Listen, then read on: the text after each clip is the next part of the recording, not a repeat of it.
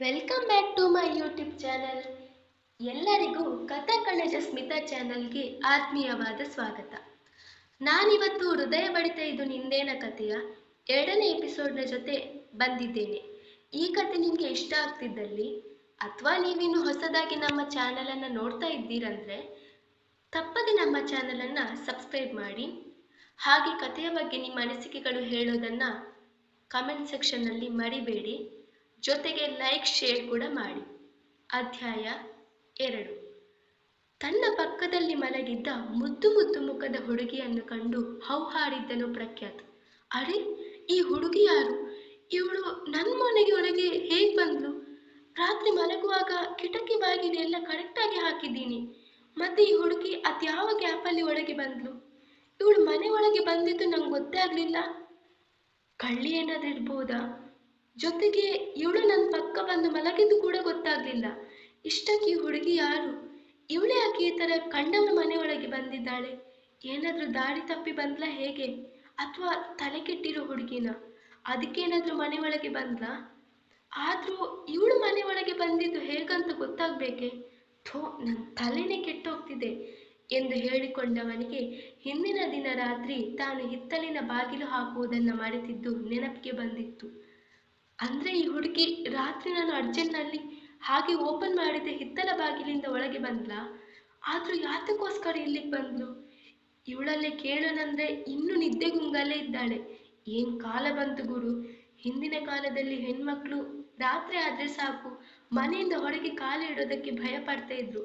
ಆದ್ರೆ ಇವಳು ಬೇರೆಯವರ ಮನೆಗೆ ನುಗ್ಗಿದ್ದಲ್ಲದೆ ಪಟ್ಟಾಗಿ ಮಲಗಿ ಗೊಡಕೆ ಬೇರೆ ಹೊಡಿತಿದ್ದಾಳೆ ಎಂದವನೇ ಎದ್ದು ಅವಳ ಹತ್ತಿರ ಬಂದು ನಿಂತವನು ಅವಳ ಮುಖದ ಮುಂದೆ ಚಿಟಿಕೆ ಹೊಡೆದು, ಹಲೋ, ಎಕ್ಸ್ಕ್ಯೂಸ್ ಮಿ ಮೇಡಮ್, ಸ್ವಲ್ಪ ಎದ್ದೇಳ್ತೀರಾ? ತಾವ್ಯಾರು, ಇಲ್ಲಿಗೆ ಯಾಕೆ ಬಂದಿದ್ದೀರಾ ಅಂತ ಹೇಳ್ತೀರಾ? ಕೇಳಿದನು.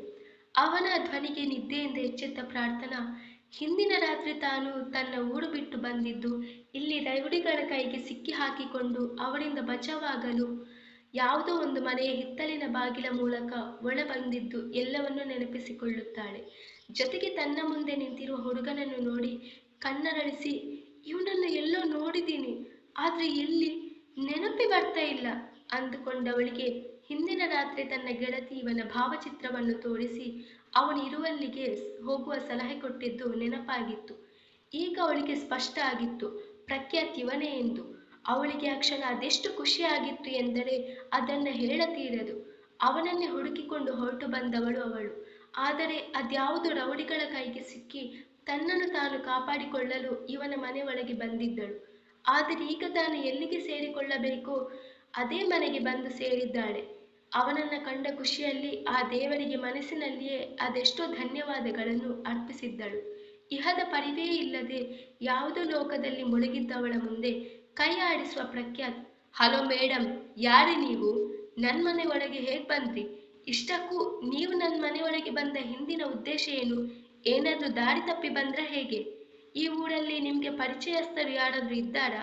ಅವನ ಮನೆಗೆ ಹೋಗೋಕೆ ಹೋಗಿ ತಪ್ಪಿ ಇಲ್ಲಿಗೆ ಬಂದು ಬಿಟ್ರಾ ಎಂದು ಒಂದೇ ಸಮನೆ ಪ್ರಶ್ನೆಗಳ ಮಳೆಯನ್ನೇ ಸುರಿಸುತ್ತಾನೆ. ಅವನ ಗಡಸು ಧ್ವನಿಗೆ ಮತ್ತು ಪ್ರಶ್ನೆಗೆ ಬೆಚ್ಚಿ ಬಿದ್ದವಳು ತಡವಡಿಸುತ್ತದೆ, ಅದು ಅದು ನಾನು ಪ್ರಾರ್ಥನಾ ಅಂತ, ನಮ್ಮದು ಬೆಂಗಳೂರು, ಆದರೆ ನನ್ನ ಪರ್ಸ್ನಲ್ ಕಾರಣದಿಂದ ಇಲ್ಲಿಗೆ ಬಂದಿದ್ದೀನಿ. ಹೇಗೋ ಮೈಸೂರು ಬಸ್ ಹತ್ತಿ ಇಲ್ಲಿಗೆ ಬಂದೆ. ಆದರೆ ಆ ಡ್ರೈವರ್ ನನ್ನ ಇಲ್ಲಿ ಇಳಿಸಿ ಹೋದ. ಹೊಸ ಜಾಗ, ಹೊಸ ಜನ, ಜೊತೆಗೆ ಕತ್ಲು ಬೇರೆ. ಆದರೂ ಹೇಗೋ ಪರದಾಡ್ಕೊಂಡು ಈ ಕಾಲನಿ ಒಳಗೆ ಬಂದೆ. ಅಷ್ಟರಲ್ಲಿ ಯಾರೋ 4 ಜನ ರೌಡಿಗಳು ನನ್ನ ಅಡ್ಡ ಹಾಕಿದ್ರು. ಅವರಿಂದ ತಪ್ಪಿಸ್ಕೊಳ್ಳೋಕೆ ಹೋಗಿ ನಿಮ್ಮನೆ ಹಿತ್ತಲಲ್ಲಿ ಅಡಗಿಕೊಂಡೆ. ನನ್ನ ಪುಣ್ಯ ಅನ್ನೋ ಹಾಗೆ ನೀವು ಹಿತ್ತಲ ಬಾಗಿಲನ್ನು ಓಪನ್ ಮಾಡಿಟ್ಟಿದ್ರಿ. ಅವರಿಂದ ಬಚಾವಾಗಬೇಕನ್ನೋ ಉದ್ದೇಶದಿಂದ ನಿಮ್ಮ ಮನೆಯೊಳಗೆ ಬಂದೆ. ಆಗಲೇ ಮಧ್ಯರಾತ್ರಿ ಆಗಿತ್ತು, ಜೊತೆಗೆ ಕತ್ಲು ಬೇರೆ. ಅದಕ್ಕೆ ನಾನು ಯಾವ ಶಬ್ದನೂ ಮಾಡದೆ ಅದೇ ಕತ್ಲೆಯಲ್ಲಿ ಬಂದು ನಿಮ್ಮ ಪಕ್ಕ ಮಲ್ಕೊಂಡೆ ಅಷ್ಟೇ. ಆದರೆ ಸತ್ಯವಾಗ್ಲೂ ಅಲ್ಲಿ ನೀವು ಮಲಗಿದ್ರಂತ ನಂಗೆ ಗೊತ್ತಿರಲಿಲ್ಲ. ಮೊದಲೇ ಜೋರು ನಿದ್ದೆ ಬರ್ತಿತ್ತಾ, ಅದೇನಿದ್ರು ಬೆಳಿಗ್ಗೆ ನೋಡ್ಕೊಳ್ಳೋಣ ಅಂತ ಹೇಳಿ ನಾನು ಅಲ್ಲೇ ಮಲಗಿಬಿಟ್ಟೆ. ನೋಡಿ, ಈಗ ನಾನು ತುಂಬ ದೊಡ್ಡ ಸಮಸ್ಯೆಯಲ್ಲಿ ಸಿಕ್ಕಾಕೊಂಡಿದ್ದೀನಿ. ನನ್ನ ಜೀವನ ಎರಡೂ ಕೂಡ ತುಂಬ ಅಪಾಯದಲ್ಲಿದೆ. ಆದರೆ ದಯವಿಟ್ಟು ಏನು ಎತ್ತಂತ ಕಾರಣ ಮಾತ್ರ ಕೇಳಬೇಡಿ. ನಾನು ಯಾರಿಗೂ ಏನು ಹೇಳೋ ಪರಿಸ್ಥಿತಿಯಲ್ಲಿ ಇಲ್ಲ. ಈಗಿರೋ ಪರಿಸ್ಥಿತಿಯಲ್ಲಿ ನಾನು ಎಲ್ಲಿಗೂ ಹೋಗೋಕ್ಕಾಗಲ್ಲ ಎಂದವಳ ಮೈ ಬೆಂಕಿ ತರ ಸುಡುತ್ತಿತ್ತು. ಆದರೆ ಹುಡುಗಿಗೆ ಈ ಖುಷಿಯ ಮುಂದೆ ತನಗೆ ಮೈ ಸುಡುವ ಜ್ವರ ಬಂದಿರುವುದರ ಕಡೆ ಗಮನ ಇಲ್ಲ. ನೀವು ಪ್ರಖ್ಯಾತಾನೆ ಎಂದು ಮುದ್ದಾಗಿ ತಕ್ಷಣವೇ ಕೇಳಿಬಿಡುತ್ತಾಳೆ. ಅವಳು ತನಗೆ ಪರಿಚಯ ಇಲ್ಲ, ಇದೇ ಮೊದಲನೇ ಬಾರಿಗೆ ಅವಳನ್ನು ನೋಡುತ್ತಿರುವುದು. ಆದರೆ ಅವಳು ತನ್ನ ಹೆಸರನ್ನು ಸರಿಯಾಗಿ ಹೇಳಿದ್ದನ್ನು ನೋಡಿ ಅವನಿಗೆ ಆಶ್ಚರ್ಯ ಆಗಿತ್ತು. ಹೌದು, ನನ್ನ ಹೆಸರು ಪ್ರಖ್ಯಾತ್. ಆದರೆ ನನ್ನ ಹೆಸರು ನಿಂಗೆ ಹೇಗೆ ಗೊತ್ತಾಯ್ತು? ಇದಕ್ಕಿಂತ ಮುಂಚೆ ನಾನು ನಿನ್ನನ್ನು ನೋಡಿದ ಯಾವ ನೆನಪು ಕೂಡ ಗೊತ್ತಿಲ್ಲ. ಆದರೆ ನನ್ನ ಹೆಸರು ನಿಂಗೆ ಹೇಗೆ ಗೊತ್ತಾಯ್ತು? ನಿಜ ಹೇಳು, ಯಾರು ನೀನು ಎಂದು ಕೇಳುತ್ತಾನೆ. ಅಯ್ಯೋ ಕರ್ಮ, ಈಗೇನಪ್ಪ ಮಾಡಲಿ? ಸರಿಯಾಗಿ ತಗ್ಲಾಕೊಂಡೆ.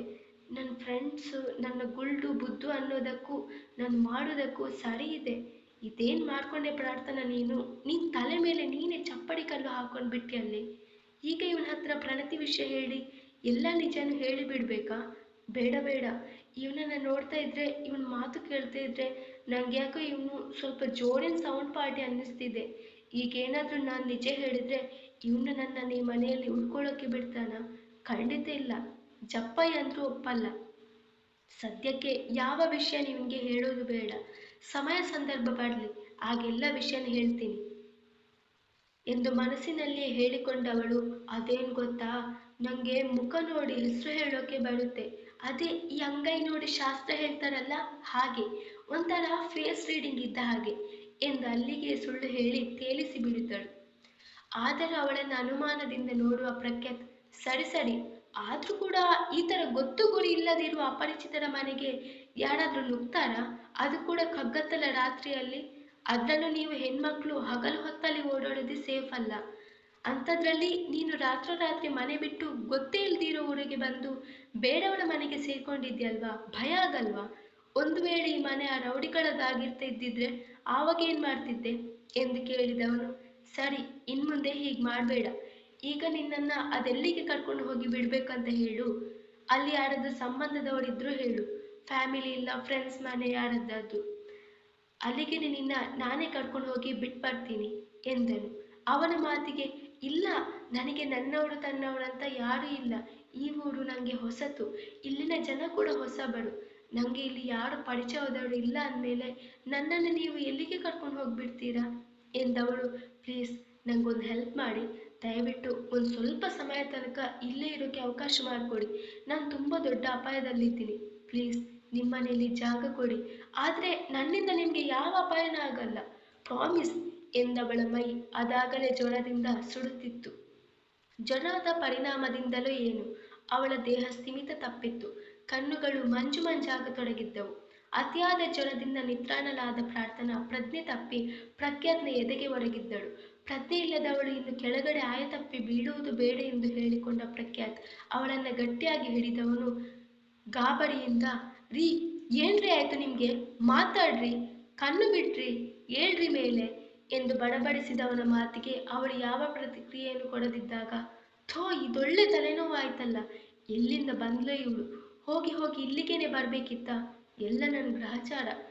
ಮೊದಲೇ ನನ್ನ ಟೈಮ್ ಸರಿ ಇಲ್ಲ ಎಂದು ಹೇಳಿ ಹಣೆ ಚಚ್ಚಿಕೊಂಡವನು ಅವಳ ಮೈ ಬೆಂಕಿ ತರ ಸುಡುತ್ತಿರುವುದನ್ನು ಗಮನಿಸಿ, ಅಯ್ಯೋ, ಈ ಹುಡುಗಿಗೆ ಜ್ವರ ಬಂದಿದೆ, ಮೈ ಬೆಂಕಿ ತರ ಸುಡ್ತಾ ಇದೆ, ಅದಕ್ಕೆ ಅನ್ಸುತ್ತೆ ಪ್ರಜ್ಞೆ ತಪ್ಪಿತು, ಈಗೇನ್ ಮಾಡ್ಲಿ ಎಂದುಕೊಳ್ಳುವಷ್ಟರ ವೇಳೆಗೆ ಅವನ ಗೆಳೆಯರ ಆಗಮನವಾಗಿತ್ತು.